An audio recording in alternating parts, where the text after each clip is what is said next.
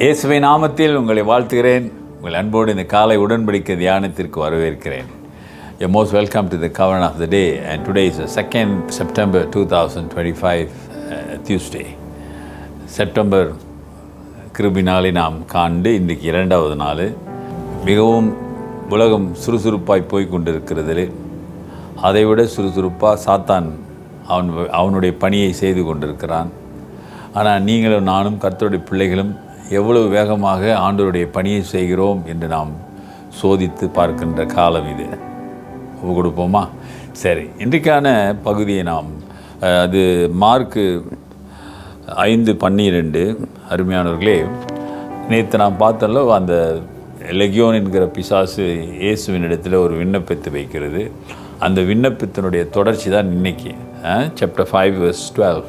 So all the demons begged him, saying, "Send us to the swine that we may enter them."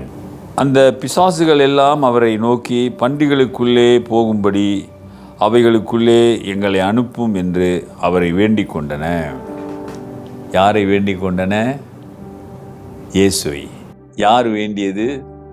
பிசாசு, லெகியோன் என்கிற. அங்கே பார்த்தீங்கன்னா அந்த பிசாசு எல்லாம் 1-2 இல்லை, ஆயிரக்கணக்கான அந்த ஆவிகள் எல்லாம் சேர்ந்து ஜெபம் பண்ணால் எப்படிங்க இருக்கும்? எல்லாம் சேர்த்து இயேசு ஒரு பெரிய சத்தமே அங்கே இருக்கிறோம். ஐயோ, எங்களுக்கும் உங்களுக்கு என்ன, எங்களை அழிக்கவோ வந்தீரு, நாங்கள் அந்த பன்றிக்குள்ளே போகிறதுக்கு எங்களுக்கு அனுமதி கொடுங்க, இல்லாட்டி வேற எங்களே நரகத்துக்கோ நெருப்புக்கோ எங்களை அழிச்சிடாத.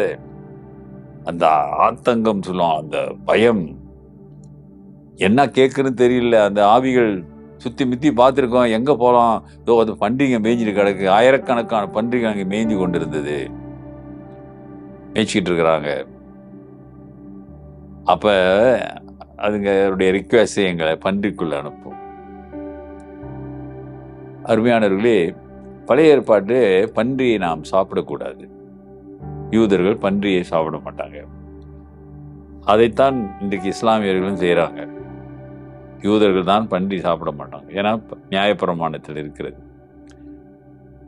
அதை அப்படியே காப்பி அடித்து இன்றைக்கு இஸ்லாமியர்களும் சாப்பிட மாட்டாங்க. சரி, ஆனால் கர்த்தருடைய பிள்ளைகள் நாம் பன்றியை சாப்பிடுவோம். இப்போ பார்க்குறோம், சாத்தான் எங்கே போகிறோம், அங்கே பன்றி தான் இருந்தது. ஆடுகள் மேய்ந்து கொண்டு இருந்தால் ஆடுக்குள்ளே போகிறோன்னு கேட்டிருக்கோம், இல்லை மாடுகள் மேய்ந்திருந்தால் மாடுக்குள்ளே போகிறோன்னு கேட்டிருக்கோம். ஆமாம் தானே? ஆனால் பன்றிகள் மேய்த்து கொண்டிருந்தார்கள். அது மேய்த்து கொண்டிருந்த பன்றிகளை எதற்கு? சாப்பிடுவதற்காகத்தான். ஆமாம் தானே? அறுக்கிறதுக்காகத்தான். ஆனா நம்முடைய உபதேசத்துல கடவுள் எல்லாவற்றையும் படைத்தார். அதனை ஜெபம் பண்ணிட்டு சாப்பிடலாம். தீட்டு எதுவும் உன்னை உள்ளே போவது உன்னை தீட்டுப்படுத்தாது. உள்ளிருந்து வெளிவருகின்ற வார்த்தைகள் சிந்தனைகள் அதுதான் உன்னை தீட்டுப்படுத்தும் இயேசுசாமி சொன்னாரு. அதனால உணவுக்கும் இந்த சாத்தான் இதுக்கும் இணைச்சிடாதீங்க. பன்றிகள் ஜெபம் ஒரு விண்ணப்பத்தை வைக்கிறாங்க, சுற்றி மத்தி பார்க்குதுங்க. நாங்கள் ஆயிரக்கணக்கான பேர் ஆவிகள் நிறைய, லெகியோன் ஆவி, ஆகவே எங்களை அழித்து விடாதபடி அவர்கிட்ட ஒரு ரிக்வெஸ்ட் பண்ணுறாங்க. அந்த ரிக்வெஸ்ட் ஆண்டவர் சம்மதிக்கணும்ல. ஐயா, நான் என்ன வேணாலும் நம்ம ஜெபிக்கலாம் ஐயா, ஆனால் அந்த ஜெபத்தை கர்த்தர் கேட்கணும்ல. சாத்தான் இயேசுவுக்கு முன்பதாக ஒரு விண்ணப்பத்தை வைக்கிறது. நாங்கள் அந்த பன்றிக்குள்ளே போக என்னை அனுமதிங்க, எங்களை அங்கே போங்க விடுங்க. அவங்களாலே போக முடியாது. இன்னொன்று கவனிச்சிங்களா? நான் அங்கே போயிடுறேன்னு அவங்க போலையே. Unless Jesus give right to go. அந்த அதிகாரம் இயேசுவுக்கு. அந்த பன்றிகள் நவர முடியவில்லை, அப்படியே இருக்குங்க. மன்னிக்கணும், அந்த சாத்தான் நவர முடியவில்லை. இயேசு சொன்னாதான் அது நகர முடியும், போக முடியும். அவ்வளவு வல்லமை நிறைந்தவர் நீ வணங்குகிற ஆண்டவர். நல்லா யோசிச்சு பாருங்க. பிசாசு அதுங்களே இது கேட்டிருக்கலாம், நாங்கள் அந்த பன்றிக்குள்ள போயிடுறோம் அப்படின்னு. அப்படி கேட்கல அவங்க.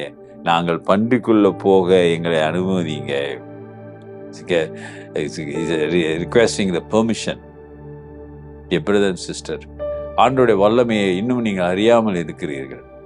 சாத்தான் நடுங்குகிறது, பயப்படுகிறது. ஆனால் இன்றைக்கு நீங்களும் நானும் என்ன செய்கிறோம்? சாத்தானை கண்டு நாம் அச்சப்படுகிறோம். இந்த உலகத்தில் இருக்கிறவரை விட உங்களுக்குள் இருக்கிறவர் பெரியவர் என்று வசனம் சொல்லுகிறது. ஆகவே ஆண்டவரிலே இருக்க பிடித்துக் கொள்ளுங்கள். வசனங்களை தெளிவாக தியானித்து ஆவியானவருடைய உதவியோடு அதை புரிந்து கொண்டு இன்னும் விசுவாசத்திலே பலப்படுங்க. உங்கள் ஜெபத்தை கேட்கிறவர் உங்களோடு இருக்கிறார். ஜெபிப்போம். நல்ல ஆண்டவரே, இந்த காலை வேளைக்காக நன்றியோடு துதிக்கிறோம். நீர் நேற்றும் இன்றும் என்றும் மாறாதவர், சகல வல்லமை உள்ளவர் ஆண்டவரே. அப்பா, ஜெபத்தை கேட்கிற ஆண்டவர், இன்றைக்கு உம்மை நோக்கி பார்த்து ஆண்டவரே, உள்ளத்தின் ஆழத்தின் உண்மையோடு உம்மை நோக்கி பார்க்கிற பிள்ளைகளுடைய ஜெபத்தை கேட்டு பதில் கொடுங்க. கர்த்தர் என் ஜெபத்தை கேட்டார் என்று சொல்லத்தக்கதாக அவங்களை ஆசீர்வதியுங்க. ஆசீர்வதிங்க ஐயா, பொறுப்படுத்திக் கொள்ளுங்க. இயேசுவின் நாமத்தில் பிதாவே, ஆமென். நமது ஆண்டவராகிய இயேசுவினுடைய கிருபை, பிதாவின் அன்பு, பரிசுத்தாவின் ஐக்கியம் உங்களோடு உங்களை ஆசீர்வதித்து காப்பதாக. என் ஆத்துமாவே கர்த்தரை ஸ்தோத்திரி, என் முழு உள்ளமே அவர் பரிசுத்த நாமத்தை ஸ்தோத்திரி. என் ஆத்துமாவே கர்த்தரை ஸ்தோத்திரி, அவர் செய்த சகல உபகாரங்களை மறவாதே. ஆமென். என் பிரதர், சிஸ்டர், என் சகோதரனே, சகோதரியே, சர்வ வல்லமை உள்ள ஆண்டவர் உன்னை பார்த்து கேட்கிறார். என் நாமத்திலே கேளு. God bless.